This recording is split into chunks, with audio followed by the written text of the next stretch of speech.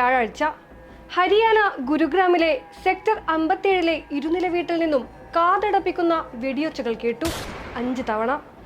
ദേശീയ ടെന്നീസ് താരം രാധിക യാദവിന്റെ നേർക്ക് നിറയൊഴിച്ചത് സ്വന്തം പിതാവായിരുന്നു.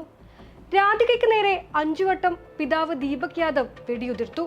അതിൽ 3 ബുള്ളറ്റുകൾ രാധികയുടെ ശരീരത്തിൽ തുളഞ്ഞു കയറി.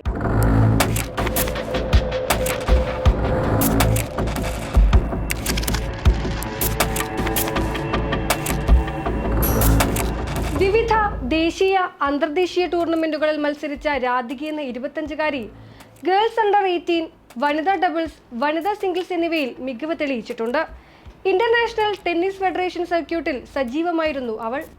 എന്തിനായിരുന്നു സ്വന്തം മകളെ ദീപക് യാദവ് അതിക്രൂരമായി കൊന്നുകളഞ്ഞത്? അമ്മയുടെ പിറന്നാൾ ദിവസം അമ്മയ്ക്ക് വേണ്ടി ഭക്ഷണം പാകം ചെയ്യുകയായിരുന്നു രാധിക. ഇതിനിടെയാണ് നനച്ചിരിക്കാതെ വെടിയുണ്ടകൾ അവൾക്കു നേരെ പാഞ്ഞെടുത്തത്.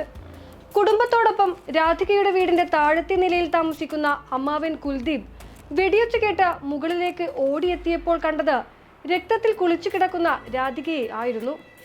ആശുപത്രിയിൽ എത്തിച്ചെങ്കിലും മരണം സംഭവിച്ചിരുന്നു. ദീപക് യാദവ് എന്തിന് സ്വന്തം മകളെ കൊന്നുവെന്ന് എല്ലാവരും നടുക്കത്തോടെ ചോദിച്ചു. രാധികയുടെ ജീവിത വിജയം ദീപകിന് സഹിക്കാൻ കഴിഞ്ഞിരുന്നില്ലെന്നാണ് പോലീസ് പറയുന്നത്. തന്നേക്കാൾ വളർന്ന മകനെ അസൂയ മൂത്ത് കൊലപ്പെടുത്തിയ പെരുന്തച്ഛന്റെ കഥ നമുക്കറിയാം. സ്വന്തം മകളുടെ സാമ്പത്തിക വളർച്ചയെ ഉൾക്കൊള്ളാൻ ഈ പിതാവിനും കഴിയാതെ പോയി. സ്ത്രീ സമ്പാദിക്കുന്നതിലും സ്വതന്ത്രയാവുന്നതിലും അസ്വസ്ഥരാകുന്ന പാട്രിയാർക്കൽ പൊതുബോധത്തിനൊപ്പം തന്നെയായിരിക്കണം ദീപക് യാദവും. മകളുടെ ചെലവിലാണ് താൻ കഴിയുന്നതെന്ന് പറഞ്ഞ് ബന്ധുക്കളും നാട്ടുകാരും പരിഹസിക്കുന്നുണ്ടെന്ന് ദീപക് മൊഴി നൽകിയിട്ടുണ്ട്.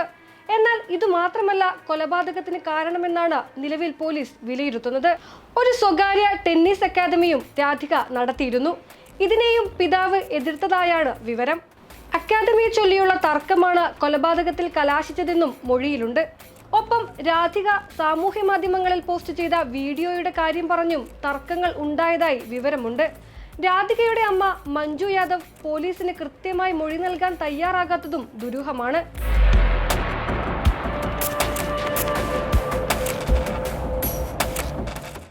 ഏതായാലും ദേശീയ താരത്തിന്റെ കൊലപാതകത്തിൽ അടിമുടി ദുരൂഹതയുണ്ടെന്നാണ് പോലീസ് പറയുന്നത്.